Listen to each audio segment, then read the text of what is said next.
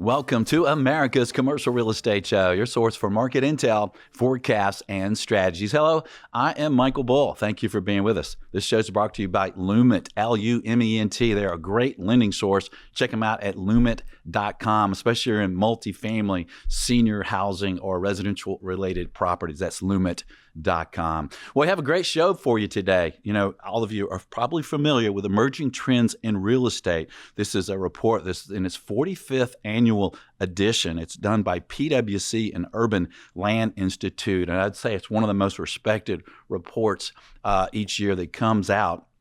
And it's an amazing report. We'll have a link to it on our show website at creshow.com. We're going to talk about the highlights, and it's basically an outlook on real estate investment, development, finance, capital markets, property sectors, metro areas across U.S. and Canada. You know, and as we in commercial real estate, we kind of want to skate where the puck is going, right? I mean, we want to look at the economy. We want to look at rates. We want to look at the cycles and property types and think about, hey, what should we do moving forward? Buy, sell, lease, refinance, what's going on? This publication does a great job at that. Please welcome my guests. We have Tim Bodner and Andrew Alperstein. They're both partners with PwC. Gentlemen, thank you for joining us. Thanks for having us, Michael. Morning, Michael. Good morning. So the first thing I'd like to ask you about the respondents here today. And guys, keep in mind, the listeners, this is 1,200 individuals are interviewed about this, and about 600 people are personally interviewed. So this is a great view of the market. And guys, when you go over this report and you're involved in it, what's the overall trend, kind of the feel, optimism, pessimism, kind of moving forward? Yeah, I'm happy to start, Michael. I think what was so interesting in this year's publication was, number one, how sentiment was changing as we were completing the surveys and the interviews. Right, when we started doing this in July, the 10-year Treasury was still in the threes, mid threes. By the time we got to September, it was in the high fours, and really had an impact on sentiment. You know, we talk about a couple of key themes in the publication. Obviously, office usage and downtowns and what the future looks like in that arena. We obviously talked about the availability and cost of debt and the impact on kind of pricing and where prices need to reset to create a more robust transaction market. And then I think importantly, we touched on some of the affordability aspects that the publication has always focused on. But to go back to your question, I think it was kind of a glass half full, glass half empty, depending on who you were talking to. A lot of concerns out there, but a lot of folks with capital being patient, looking for opportunities as the market kind of resets. And the general outlook for profitability? Yeah, look, I think it was fairly optimistic given some of the headwinds, and I think it's testament to folks have seen some of these cycles before and are bullish about some of the opportunities that may present as pricing resets, as there's needs for capital in different parts of the capital stack. So I think there was a kind of cautious optimism, Michael, as folks were sharing their feedback with us. Well, that's good to hear. And I guess we're all thinking about the timing here of the market in this cycle. And so, you know, what was the general consensus then from respondents related to timing? Obviously, transaction volume is down across the country. What are their expectations moving forward for, the turnaround or recovery, if you will? Yeah, again, I'm happy to start, and then Tim, you certainly jump in. I think again, just going back to my previous comments, the fact that the 10-year Treasury moved as much as it did, as quick as it did, particularly in the third quarter of 23, slowed down, you know, folks' expectations of when we might see a pickup in transactions. I think some folks were talking, you know, end of 23, early 24. Now it feels like we're going to be well into 24 by the time we really see a meaningful uptick. So, again, I think folks are trying to be really patient and careful about when they invest, given there's still a fair number of cautionary signs and unknowns in the market. So that's generally what we heard, but Tim certainly jump in there. Yeah, I think the thing I would add to this, Michael, is as we've spoken about, around our deals outlook, we continue to see green shoots of activity in the market, and for I'm sure most yourself and your viewers are aware. This week we had $30 billion of transactions in the net lease space announced, and I think that's just the driver of that is really, at the end of the day, the transaction market's always going to be cyclical. There's always going to be peaks and valleys. 21 was a tough comp. And so I think people tend to anchor on that, but that was the highest transaction volume year we've ever had. Yeah. But we're starting to see certain types of market participants become much more active, including the public companies. And I think the driver of that, among other reasons, is kind of what you just asked Andrew about, which is what's firm profitability like. And the reality is, I think going into this new operating environment where interest rates are going to be higher for longer, the importance of scale and having a scalable operating model is critically important. And that's, I think, going to be a driver of more transactions in the public company space. In addition to that, we continue to see the sovereign wealth funds and the family offices being quite active in a variety of asset classes, including manufactured housing, logistics, and even the private equity firms are starting to be active in certain sectors like data centers, as an example. So there's a lot of activity going on. I think what happens is some of that gets lost because of the focus on the more traditional property types like office and retail and the like. Right. Good point. What about the R word, the recession word? What is the outlook there from respondents? Expect a soft landing or recession still headed our way? I think it was pretty mixed, actually, Michael. I think some folks, and again, the Fed obviously came out this week, right, with some kind of updated perspective, and treasuries are down. But I think at the time of the publication, this higher for longer perspective was very kind of pronounced, and the expectation that would slow down corporate earnings, slow down investments, and that there would be some recessionary impacts, whether it's a economically defined recession. I think folks were less concerned about, but more to your earlier point, the timing of when can we kind of get back to business as usual. But there was definitely an acknowledgement that this higher for longer rates is going to be with us and is going to impact not just the real estate space, but the broader economy. So it was kind of a mixed response on that basis.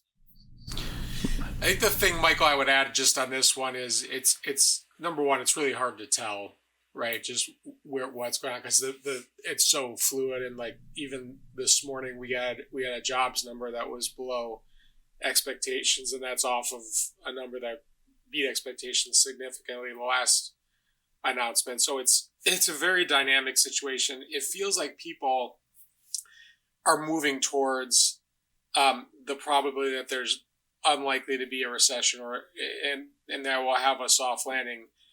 Having said all that, I will tell you that there is growing concern from folks candidly around the world around the effect that some of the geopolitical environment will have on the overall economy, and does that cause incremental inflation in the system that's really uncontrollable by the federal bank. So there are some risks out there that are I think candidly just out of everyone's control, and I think we'll have to take as they come, and that's kind of the most significant one that we, in our business, and I think our clients are spending a lot of time trying to think about how they would respond if there's further inflation because of some of those geopolitical factors or other effects. Yeah, and that brings up a good question about inflation. The Fed just paused the rate hike just recently, which was good news, and I thought it was smart. What are the expectations related to inflation moving forward? I would tell you that for most folks in the real estate space, inflation has moderated significantly, whether it's construction costs, salaries and wages, like it has all moderated. It's still, I would say, inflated relative to historical norms, but certainly kind of more under control, in addition to supply chain concerns that were a major factor in our prior year's publication. So I would say inflation was less of a immediate concern than just the higher rate environment and what that does for the cost of borrowing, transaction pricing, and the like. What about respondents' view of acquisitions moving forward? It seems like for a lot of buyers, it's maybe a good time.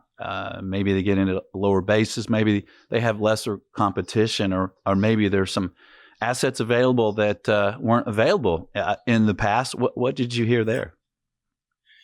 Yeah, look, it's very clear that folks are going to need to do more homework to get deals done in this environment. And you'll see we have our usual top 10 in the publication. Even within those top 10, there's markets and there's assets that are going to be desirable versus not desirable. And I think what came through loud and clear, and we highlighted in the publication, is while there's still geographic preference, each submarket and each asset is going to have a different story. So I think the view is folks are going to have to work a bit harder. We've obviously lost, to a large extent, office as a component of the investable universe, and so I think folks are looking really carefully at their allocations to say, where are the places that are going to be winners in this environment? Like Tim talked about, data centers and manufactured housing and some of those. In addition, we're hearing more folks talk about going in basis as a metric that they're looking at, incremental to the traditional, IRRs and things like that. So we're starting to see folks look at a going in basis, whether it's per square foot, per acre, whatever the case may be, as another metric in this environment to evaluate and pursue opportunities. Michael, I just want to drill on one point Andrew said, because I think it's really, really important, and that's that folks are going to have to work a little bit harder and do their homework. I will tell you that running an investment business in this market is much different than it has been for the last 50 years, right? It's going to be different, and there's a whole range of things that people are going to have to underwrite that they've not had to underwrite before. One of those things is a period of significantly higher insurance costs. In fact, I was at something yesterday where a very senior executive shared that over the next 10 to 15 years, we're going to see a 300% increase in insurance cost premiums, which is just astounding. And one of the folks that was in the room with me asked what percentage of the cost or revenue they think that would be. And he said he thinks it's going to get up to about 5%. And that's relative to like a historical period where it was like less than 1%. So underwriting that is going to require a lot of careful thought. And I don't think that the market has had to do that really, for the last 50 years. So that's one thing. The other thing that I think I would just highlight is that there's a much more of a focus on value creation and what the actual business plan is. I think for a long time, there was less focus on that during the early stages of the deal. And now, because of the points that Andrew mentioned, it's just dramatically more important. So the mindset of deal professionals, I think, needs to change in this environment for a whole range of reasons, many of which we've already talked about. Yeah, good points. Good points. We're interviewing Tim Bodner and Andrew Alperstein. They're partners with PwC about the 2024 Emerging Trends in Real Estate. And it's a great publication, guys. And what were the thoughts from respondents in interviews related to values and expectations there moving forward? Well, it came up in every conversation, to be clear. the perspective was, the appraisal community has followed their protocols to adjust values. That takes time. It doesn't adjust as quickly as the public markets. We had some robust conversation with clients and in our interviews just around historically how that has manifested itself and what we expect going forward. I think the perspective is we've got, in most property types, more write-downs to come in this higher rate environment. We're seeing the private real estate values continue to, I would say, notch down quarter over quarter, but there's still a bid-ask spread out there for sure, and there's still a spread between where public REITs are being valued and the kind of implied cap rates and where private real estate is. So there's still some room to run there, Michael, just in terms of private real estate values and the adjustment for not only higher rates, higher capital market assumptions, but also some of the points that Tim talked about, higher insurance costs, slowdown in rent growth in certain property types, and so on. Right. What do you guys see on the publication and respondents about the top markets around the country? Yeah, it thematically it was fairly consistent with prior years. The Sun Belt continues to look most promising given some of the demographic trends, cost of living, a lot of corporate relocations and so on. There's cities like Boston where I live, which has a different kind of profile, but those demographic trends, albeit they have slowed, are still driving, a lot of kind of investor perspective and sentiment. And you'll see a lot of familiar names on that top 10 list, Nashville, Dallas, Raleigh-Durham, and so on. So that demographic trend continues to drive that preference towards those primarily Sunbelt markets. What were the top three markets that won the votes, if you will? So Nashville was number one again, Okay. Which is impressive. We had Phoenix at number two, and what I would say about Phoenix is there are some concerns about supply there, but some of the demographic trends are hard to debate. And then we had Dallas at number three. Mm-hmm.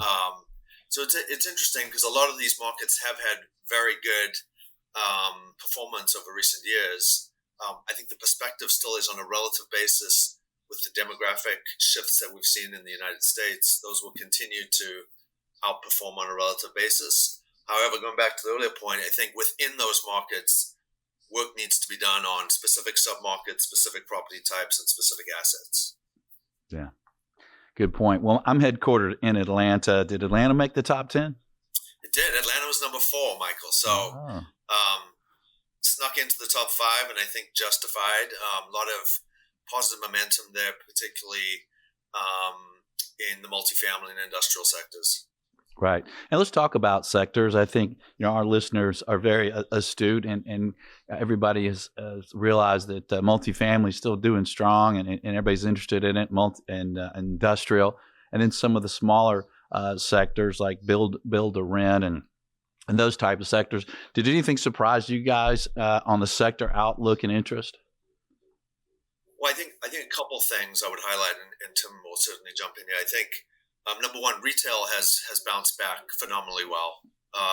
Retail was coming out of COVID, and even before COVID had largely been discarded and largely tainted because of some of the mall product that had been overbuilt.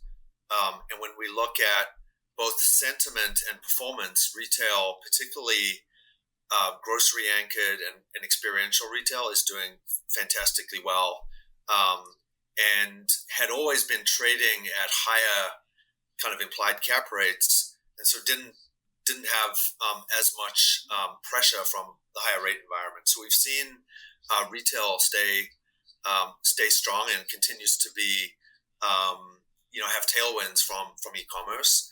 I think the alternative property types, and both Tim and I mentioned this earlier, data centers, manufactured housing, single-family rental, have become much more pronounced in investor portfolios.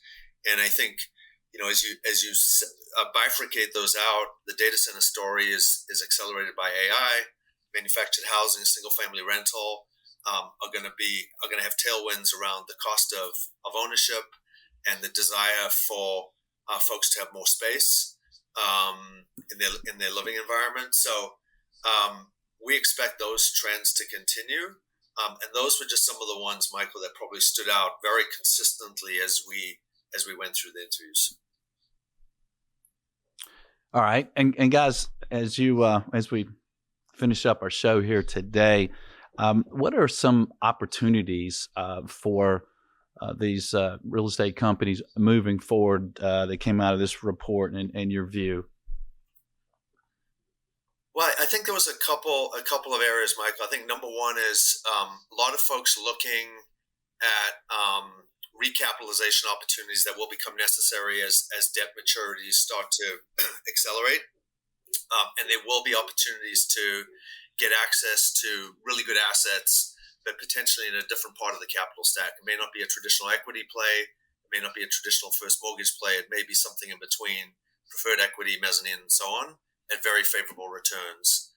And so we have a lot of clients and folks in the survey that were really looking at that very opportunistically and with a lot of interest.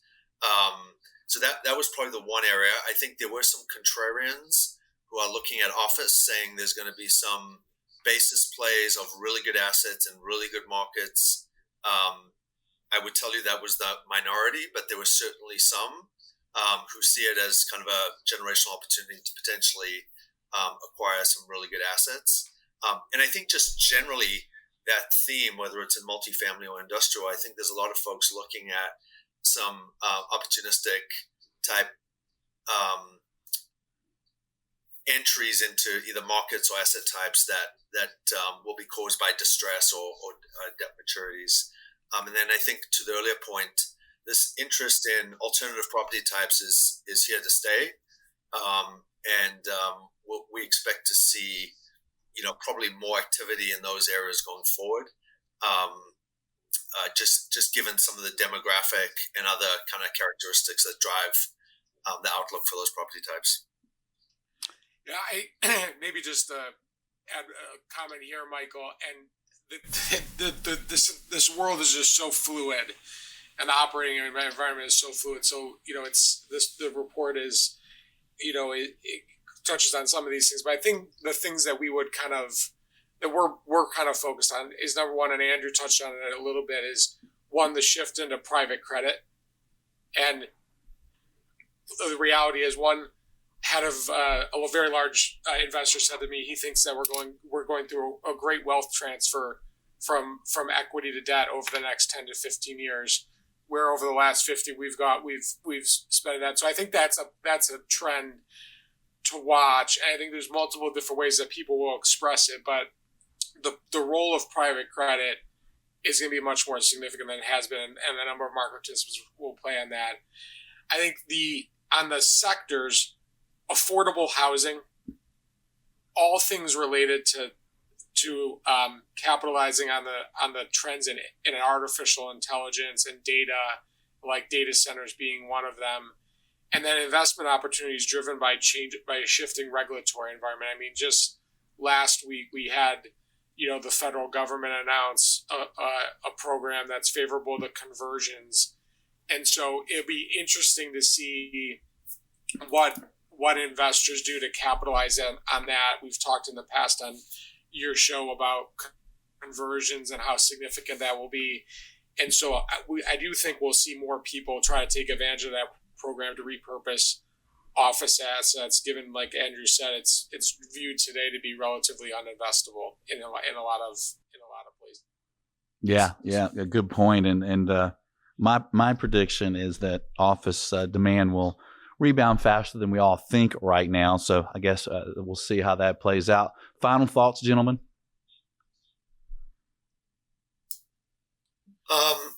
Andrew, take us. Yeah, like I started, Michael. It was a fascinating year to do these interviews because of some of the uncertainties and the fluidity that Tim touched on.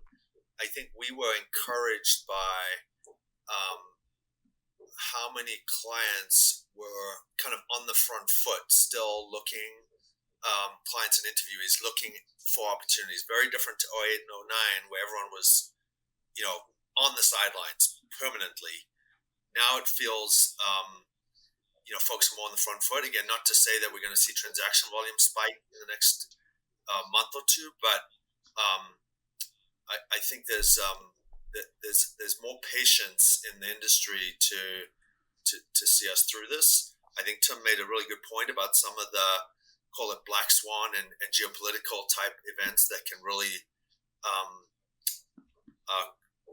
cause disruption to this recovery, and that's something we've got to keep a close eye on, particularly given some of the unfortunate events in the last couple of weeks. Right, just shows how quickly things can change. But overall, it was again, from my perspective, pleasantly surprising just to hear from folks that they're looking for opportunities. It may take a little while, but again, they're kind of on the front foot looking for those opportunities as we navigate kind of some of the topics we've talked about. Yeah. Tim, if there's anything you want to add there.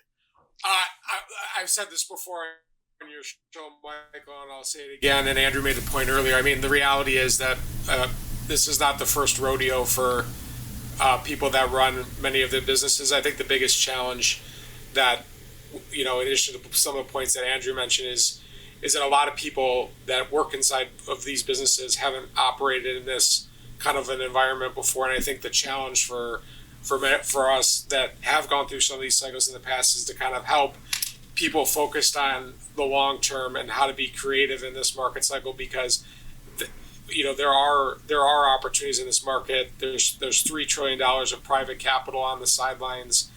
There's a robust public market, and so there's things we will get through this. It's just going to take more creativity and patience, to Andrew's point.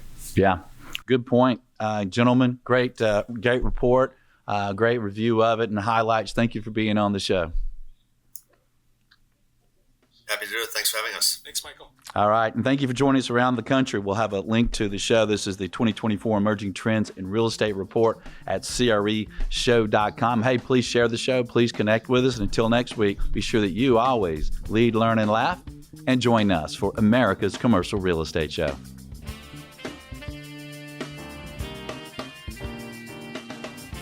America's Commercial Real Estate Show is brought to you by Bull Realty. For commercial brokerage sales and leasing in the Southeast U.S., contact our show host by email at michael@bullrealty.com. By Commercial Agent Success Strategies, 21 incredible one-hour agent training videos. Learn more at commercialagentsuccess.com. And by Lument. For senior housing, healthcare, and multifamily financing, visit lumet.com. For more podcasts and videos, subscribe and visit CREshow.com.